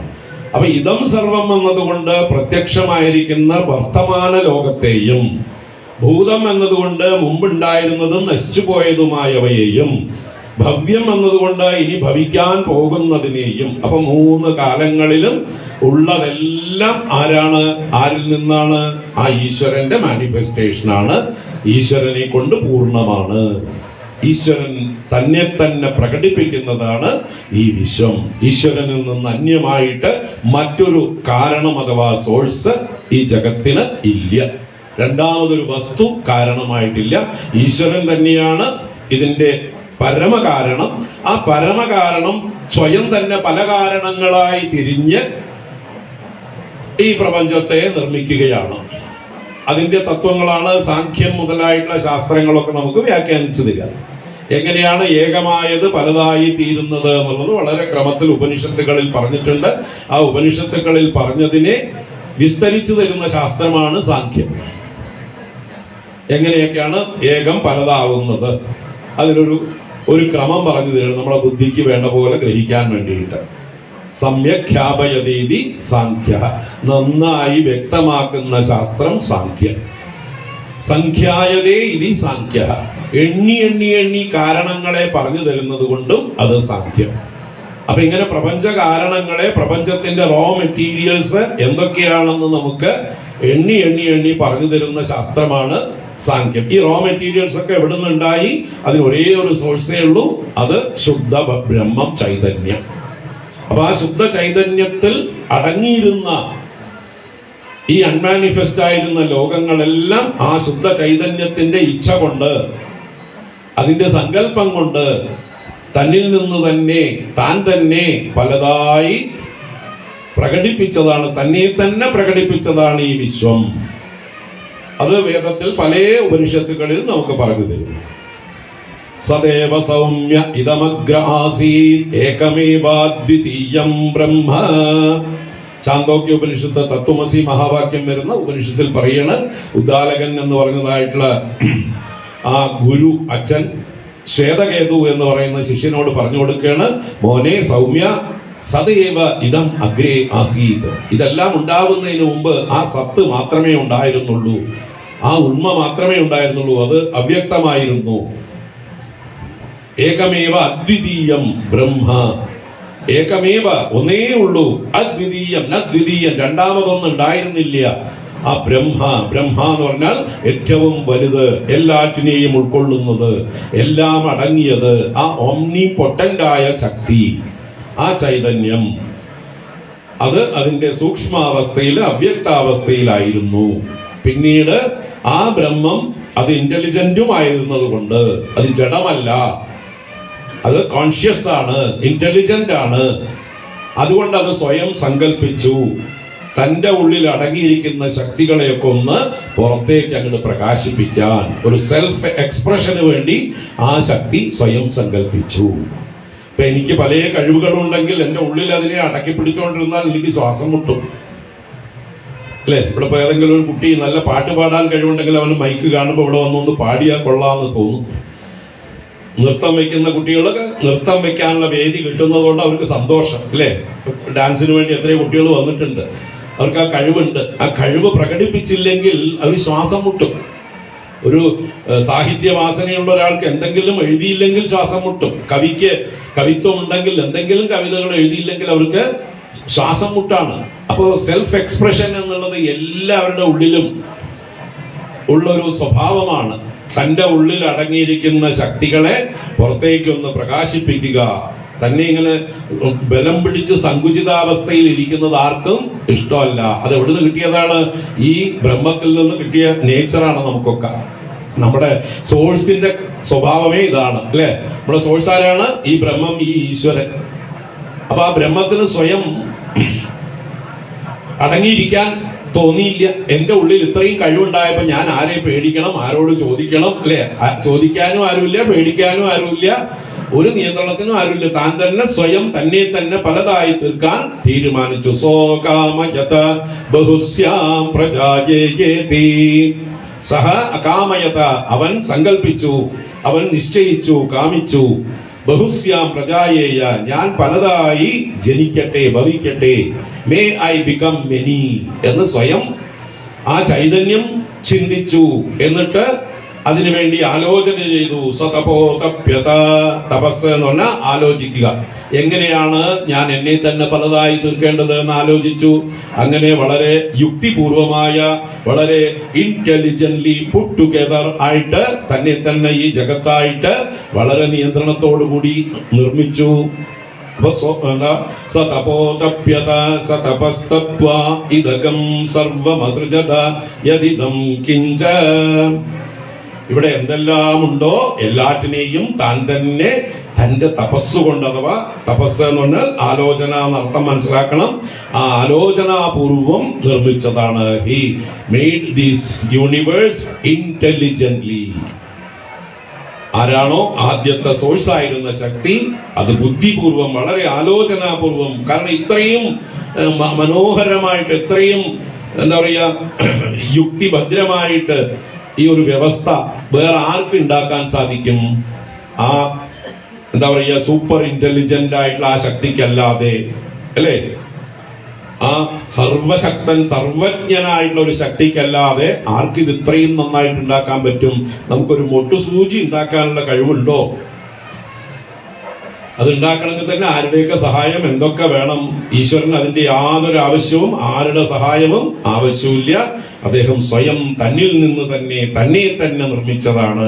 അതിന് ദൃഷ്ടാന്തമായിട്ടാണ് നമ്മുടെ ഉപനിഷത്തുകളിൽ എട്ടുകാലിയെ കാണിച്ചു തരിക. യഥാ ഊർണനാഭിഹി സൃജതേ ഗൃഹതേച്ച. എങ്ങനെയാണോ ഊർണനാഭി അഥവാ എട്ടുകാലി താൻ നെയ്യുന്ന വല, അത് എവിടെ നിന്നും നൂല് വാങ്ങിച്ചു കൊണ്ടുവന്ന് നെയ്യുന്നതല്ല.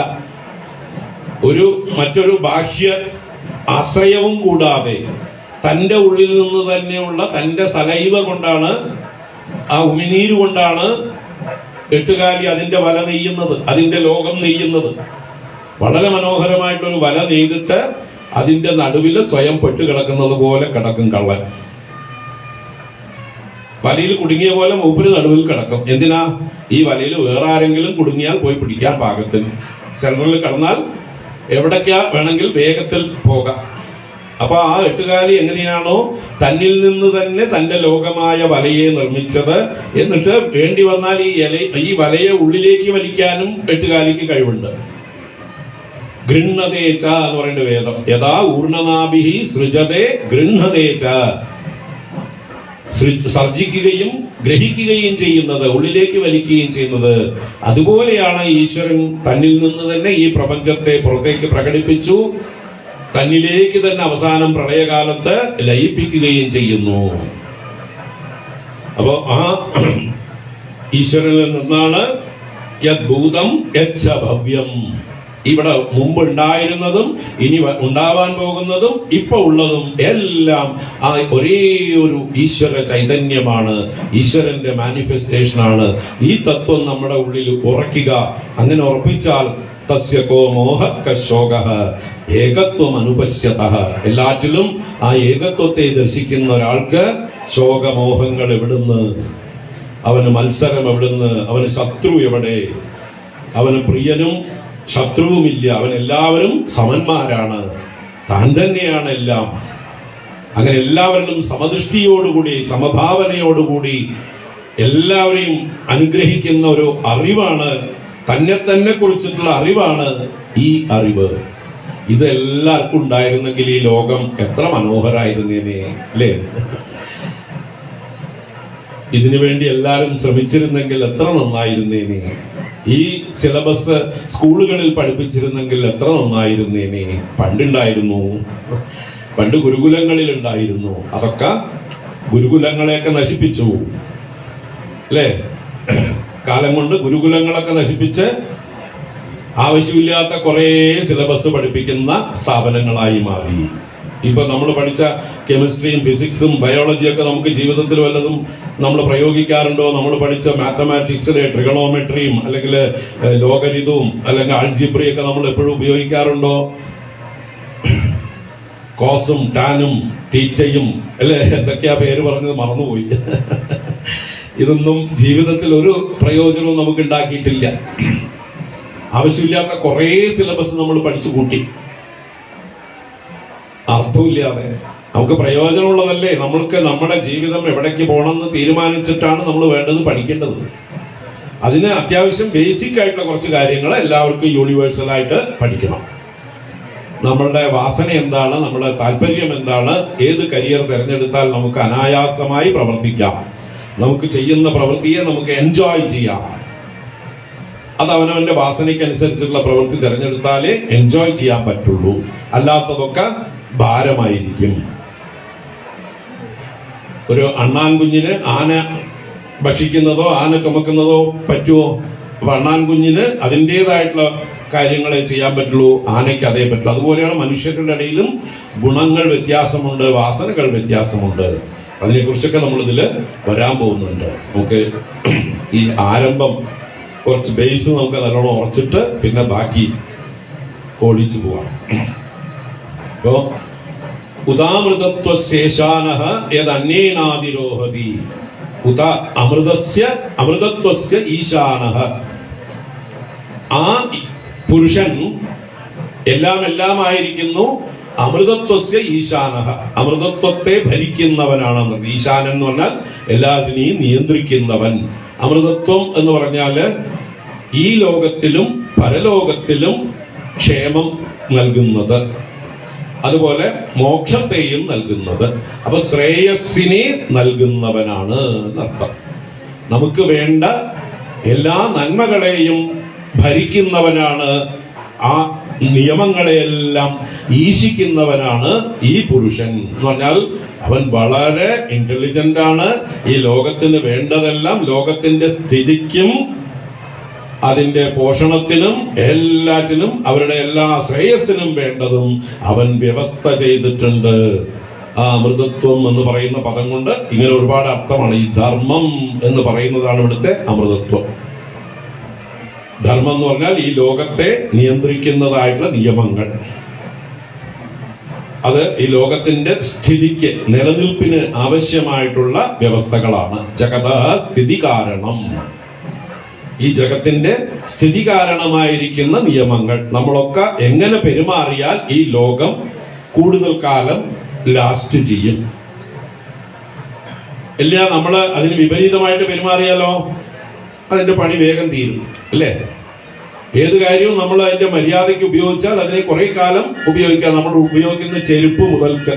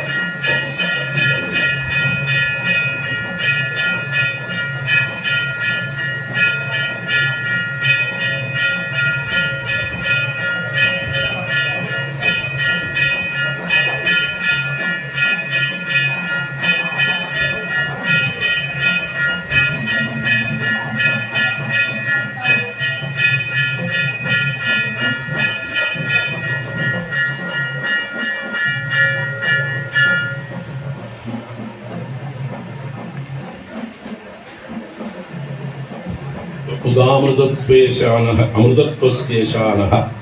ഉദ എന്നുള്ളത് ഒരു അവ്യയ ശബ്ദമാണ്. പിന്നെ എന്നൊക്കെ പറയുമ്പോൾ ഇത് മാത്രമല്ല, ഈശ്വരൻ ആരാണ്? ഈശ്വരൻ ഈ സ്വയം ജഗത്തായി തീർന്നിരിക്കുന്നു എന്ന് മാത്രമല്ല, ഈ ജഗത്തിനെ നിയന്ത്രിക്കുന്ന നിയാമക ശക്തിയുമാണ്. എല്ലാ കർമ്മ നിയമങ്ങളെയും സംരക്ഷിക്കുന്നവനാണ്. ഈ ലോകത്തിന്റെ സ്ഥിതിയെ വേണ്ട പോലെ രക്ഷിക്കുന്നവനാണ്.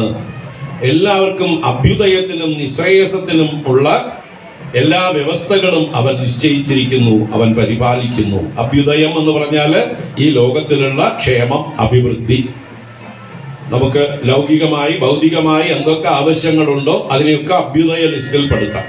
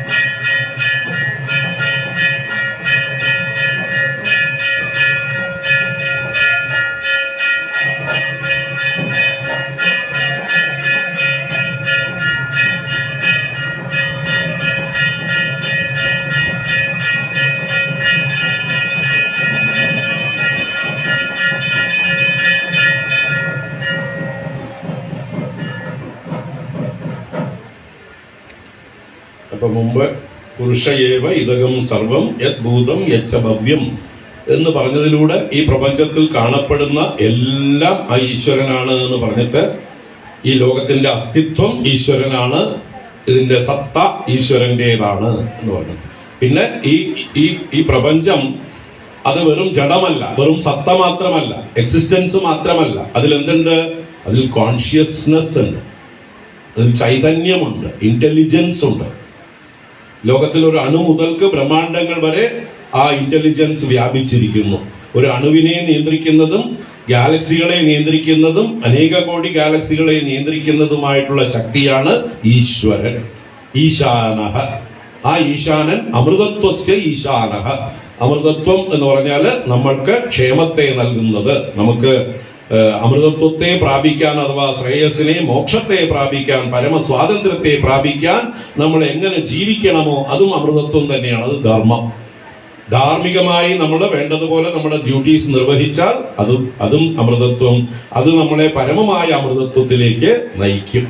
അപ്പൊ മാർഗാർത്ഥത്തിലും അമൃതത്വം, ലക്ഷ്യാർത്ഥത്തിലും അമൃതത്വം, അഭ്യുദയവും നിശ്രേയസവും എന്നർത്ഥം.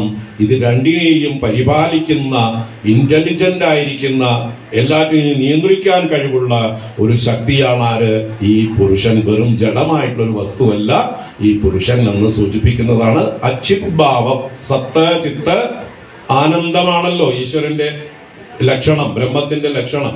അച്ചിത്ത് എന്നുള്ള അതിന്റെ ഒരു വ്യാഖ്യാനമാണ് അമൃതത്വസ്യ ഈശാനഃ.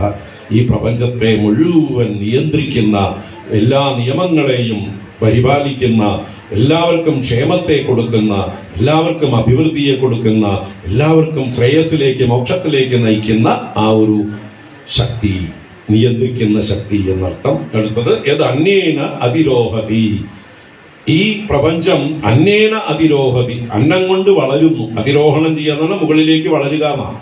വൃക്ഷങ്ങൾ വളരും പോലെ ഈ പ്രപഞ്ചം വളരുന്നു. എങ്ങനെയാണ് വളരുന്നത്? അന്യേന. ഇവിടെ അന്ന ശബ്ദത്തിന് അർത്ഥം നമ്മൾ എൻജോയ് ചെയ്യുന്നത് എന്നാണ്. അതി ഇത് അന്നം, ഭുജിക്കുന്നത് അന്നം, that which enjoyed by us. അപ്പോ ഈ അന്ന ശബ്ദം കൊണ്ട് കർമ്മബലം എന്നാണ് ഇവിടെ അർത്ഥം. നമ്മുടെ ഓരോരുത്തരുടെയും കർമ്മങ്ങളും കർമ്മഫലവും കൊണ്ടാണ് ഈ സംസാരം വർദ്ധിച്ചു വരുന്നത്, ഈ ലോകം അഭിവൃദ്ധിയെ പ്രാപിക്കുന്നത്. അപ്പൊ ഈ ലോകത്തില് പുതിയ പുതിയ പുതിയ മാറ്റങ്ങളൊക്കെ ഉണ്ടാവുന്നുണ്ട് അല്ലേ? അതെങ്ങനെ? നമ്മുടെ ഓരോരുത്തരുടെയും കർമ്മങ്ങൾ കൊണ്ടാണ്.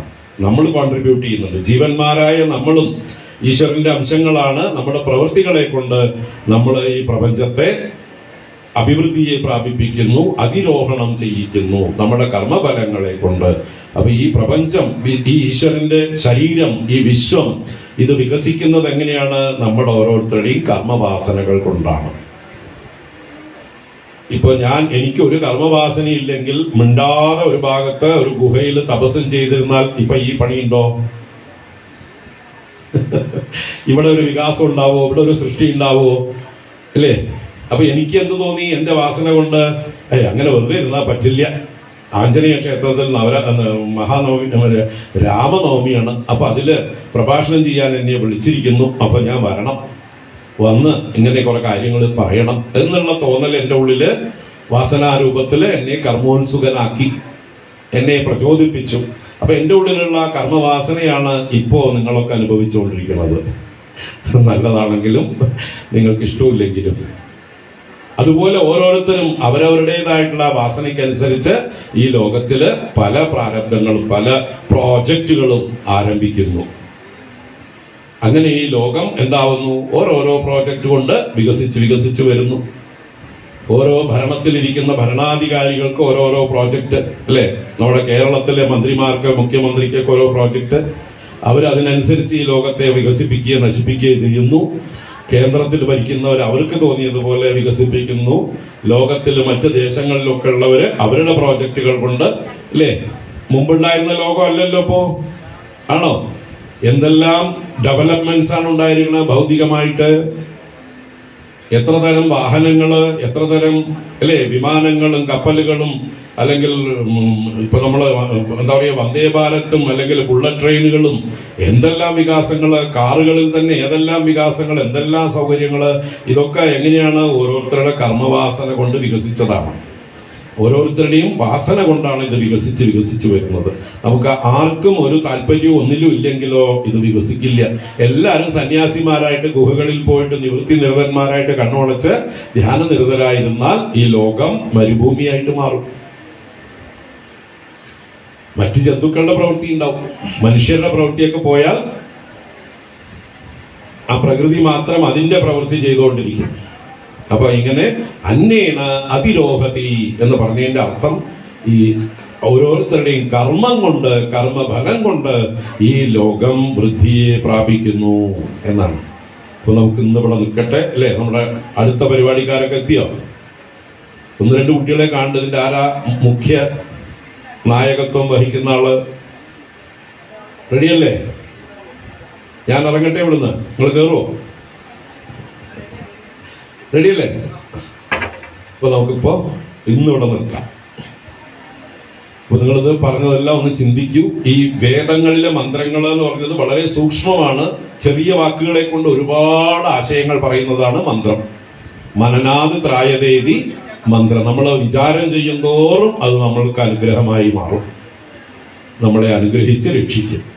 അപ്പോ നമുക്ക് ചിന്തിക്കാം. അടുത്ത ക്ലാസ്സിൽ നാളെ വൈകുന്നേരം 5 മണിക്ക്.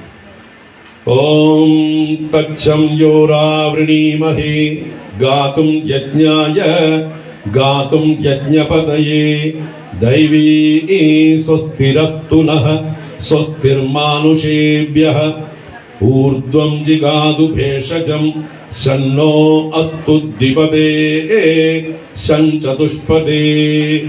ഓം ശാന്തി ശാന്തി ശാന്തി. ഓം ശ്രീ സീതാലക്ഷ്മണ ഭരത ശത്രുഘ്ന ഹനുമൻ സമേത ശ്രീരാമചന്ദ്ര സ്വാമിനേ നമഃ. ഓം ശ്രീ ആഞ്ജനേയ സ്വാമിനേ നമഃ. ഹരി ഓം.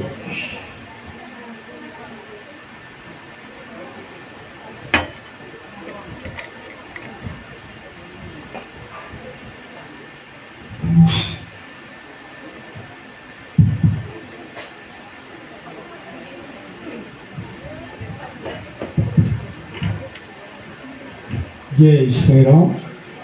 ശ്രീ ആഞ്ജനേയ സേവാ സമിതിയുടെ ആഭിമുഖ്യത്തിൽ നടക്കുന്ന ശ്രീരാമനവമി ആഘോഷത്തിന്റെ ഭാഗമായി ഈ വേദിയിൽ പുരുഷ സൂക്തം വ്യാഖ്യാനവും പാരായണവും